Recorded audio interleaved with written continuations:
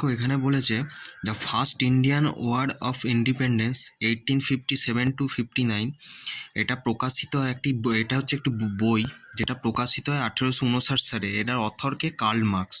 Cause of Indian revolt এটা কত সালে প্রকাশিত হয়? 1873 সালে। কে অথর ছিলেন?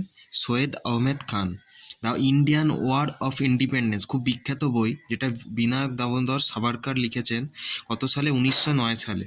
দ্য সেপয় মেউটিনি অ্যান্ড রেবিলিয়ান অফ 1857 এই বইটি কত সালে লেখা হয়েছিল? 1957 সালে।